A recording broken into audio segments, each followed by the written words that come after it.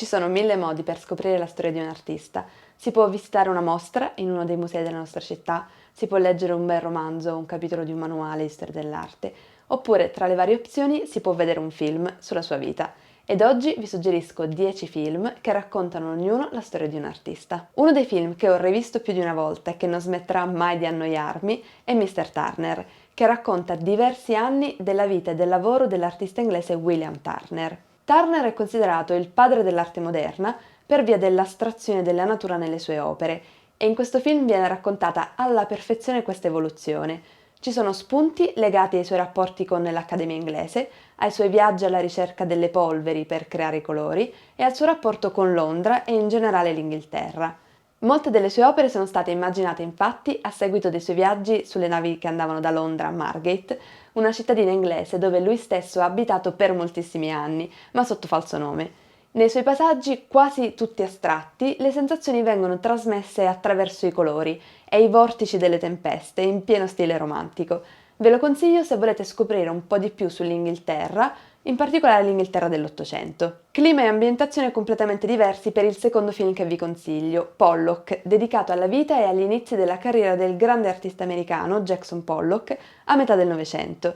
L'attacco di questo film è un po' lento e io non sono riuscita ad entrare immediatamente nella storia, però la caratterizzazione dei personaggi è incredibile. Fin dalle prime scene viene presentato l'ambiente in cui Pollock dipinge a New York e vengono raccontati i personaggi che lo hanno seguito per anni. Le donne hanno un ruolo particolare. La moglie, Lee Krasner, anche lei artista, lo incoraggia, lo sostiene e lo cura per anni. Per un lungo periodo diventa anche una sorta di intermediario con la galleria e si può considerare un po' coprotagonista del film. E poi Peggy Guggenheim, che lo finanzia e gli commissiona fin dagli inizi diverse opere. Anche in questo caso una caratterizzazione incredibile del personaggio.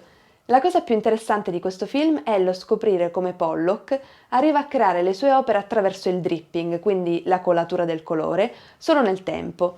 Si segue lo spostamento della tela dalla parete al pavimento e si segue anche l'evoluzione in generale della sua arte, fino alle sue più importanti opere tra il 1947 e il 1950. Un altro film che vi consiglio, ed è ambientato sempre in pieno Novecento, ma dall'altra parte del mondo, è Final Portrait. Racconta del lavoro di Alberto Giacometti, ma al contrario di altri film in questa lista, in questo caso non si tratta di una biografia o del racconto di alcuni decenni della sua vita.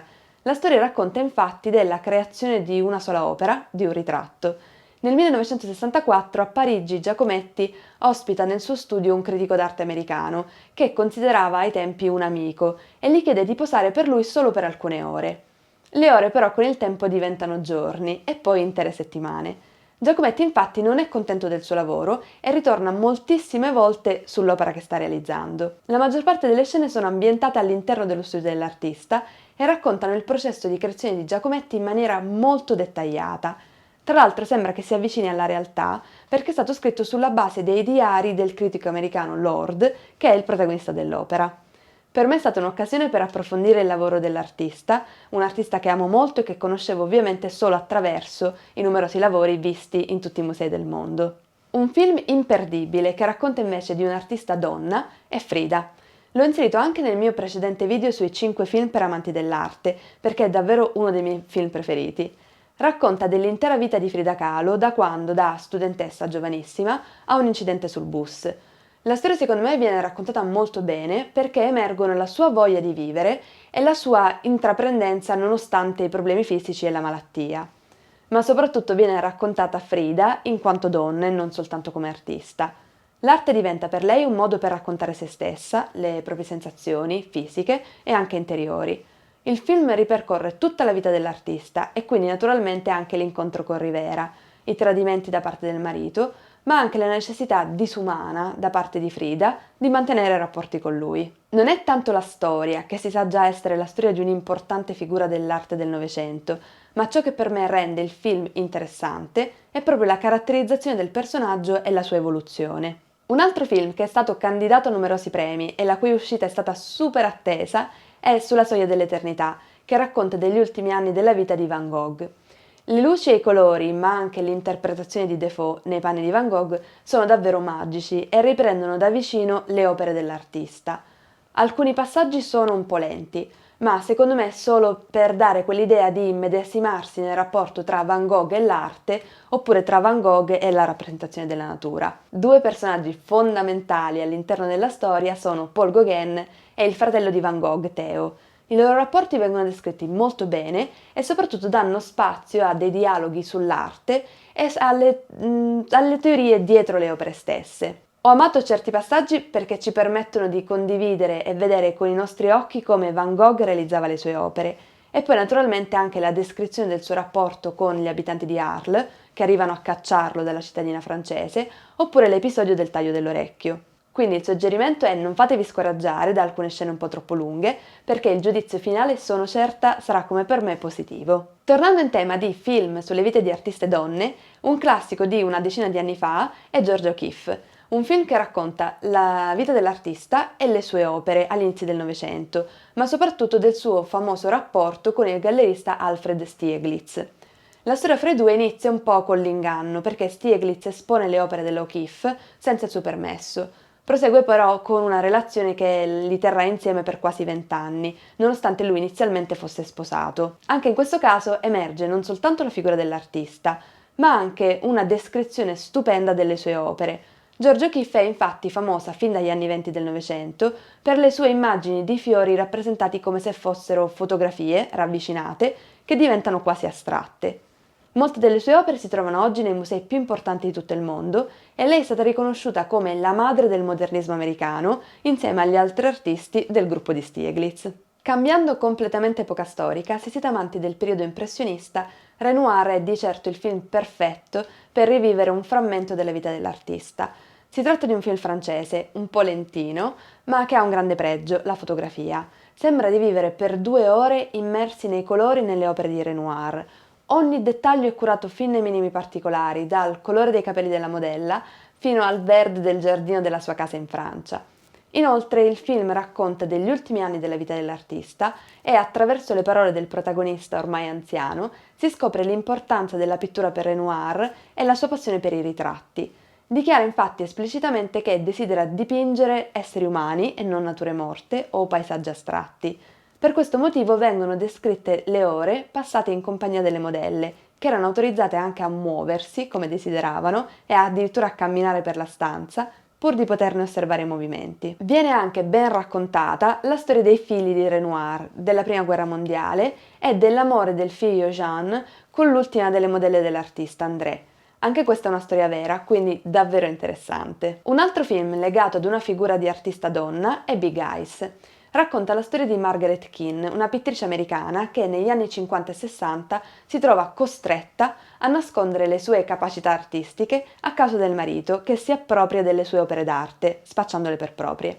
Quello che caratterizza questo film è la voce fuori campo. Tutta la storia infatti è raccontata da un giornalista che segue le vicende. In più il film è di Tim Burton, quindi potete immaginare come le atmosfere a volte sembrino quasi surreali. E in fin dei conti tutto questo non si allontana dalle stesse opere dell'artista, che sono famose per essere caratterizzate da bambini dai grandi occhi, surreali. È molto interessante il fatto che la storia sia basata sulla caratterizzazione di solo 3 personaggi fondamentali: la Keane, il marito, ma soprattutto la figlia, che assiste per anni alla creazione delle opere da parte della madre, ma alla vendita a nome del patrigno. In ogni caso la storia si segue con piacere, soprattutto per scoprire se alla fine l'artista riuscirà a riappropriarsi delle sue opere e eventualmente come. Un altro film che in un certo senso racconta l'importanza degli occhi in un ritratto è I colori dell'anima. Il protagonista è Amedeo Modigliani e vengono raccontati gli ultimi anni della sua vita e dell'amore con Jeanne attraverso alcuni flashback.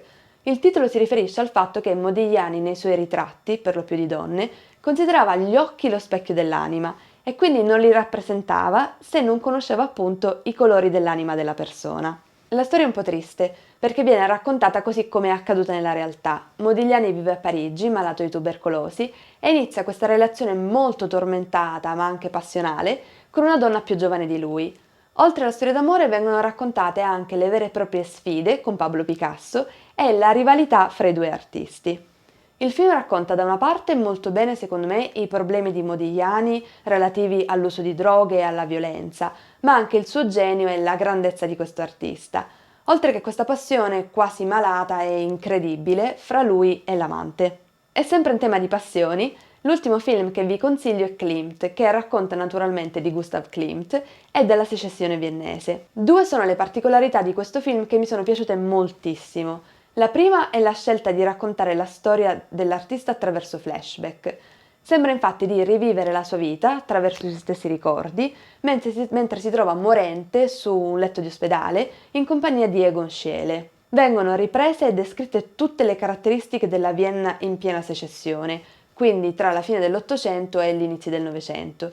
Discussioni, accesi dibattiti, caffè e cene tra gli artisti che sono stati davvero i protagonisti di questo movimento. E la seconda particolarità del film che io ho amato invece è la descrizione della sensualità che è protagonista delle opere e dei suoi rapporti con alcune delle donne che sono state anche sue modelle.